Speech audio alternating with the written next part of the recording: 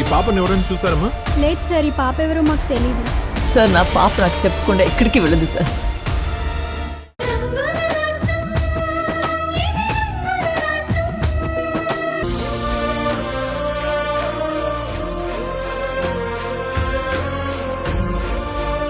నేను మీ అమ్మని కాను. ఇంకెప్పుడు నన్ను అలా పిలవకు.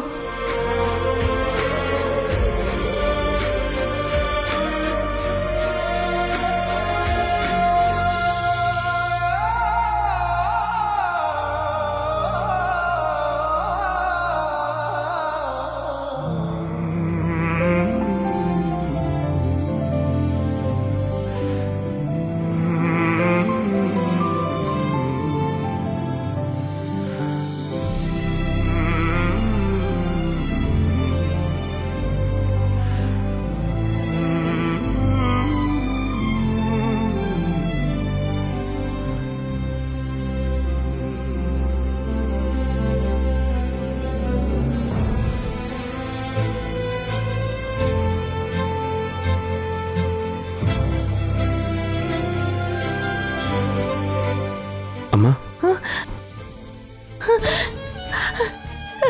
రామ్,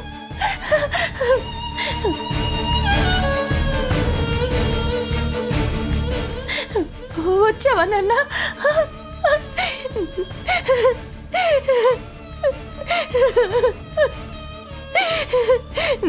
నా కోసం వచ్చావా? నా వల్ల కాదమ్మా.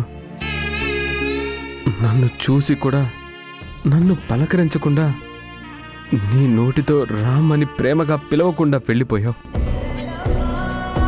ఆ బాధని భరించడం నా వల్ల కాలేదమ్మా.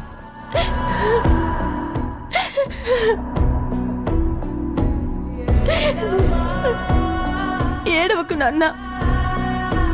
ఈ ప్రపంచంలో నన్ను కదిలించేది నీ కన్నీళ్ళు. నేనెప్పటికీ చూడకూడదు అనుకుంది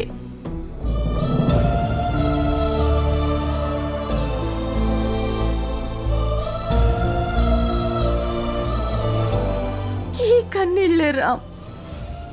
ఏడవకు నాన్న. ఎందుకమ్మా నాతో మాట్లాడలేదు?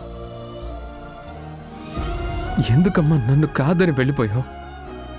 అమ్మా అని పిలిచినా నువ్వెవరో నాకు తెలీదని ఎలా అనగలిగావమ్మా? రామ్, నువ్వు అడిగే ఏ ప్రశ్నకి నా దగ్గర సమాధానం లేదురా. లేదమ్మా,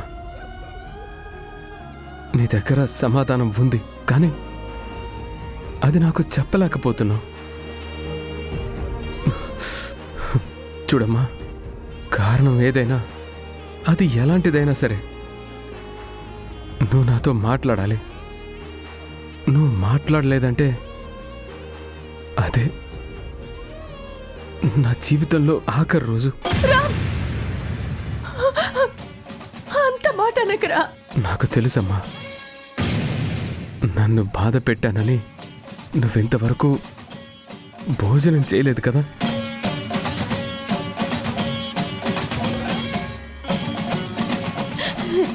నిన్నంత బాధ పెట్టాక నాకు అన్నం ఎలా సహిస్తుందిరా? నాకు అంతేనమ్మా. నిన్ను చూడకుండా, నీతో మాట్లాడకుండా అన్నం తినబుద్ధి కాలేదు. మా అమ్మ పిలుపే లేకపోతే నాకు ఈ ప్రపంచం శూన్యం కదమ్మా. అందుకే నీకోసం వచ్చేశాను.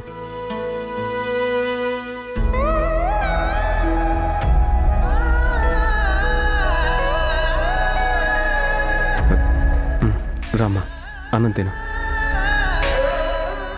వద్దురా. ఏంటొద్దు? రాత్రిపూట అన్నం తినకుండా పడుకుంటే పేగులు అరుస్తాయి. ఇది నేను చెప్పింది కాదు, నాకు నువ్వు చెప్పింది. మర్చిపోయావా? అన్నం తినకపోతే మందులు ఎలా వేసుకుంటావు? మెడిసిన్స్ వేసుకోకపోతే నీ ఆరోగ్యం ఏమవుతుంది? ముందు అన్నం తినమ్మా, నేను పెడుతున్నాను కదా, తిను.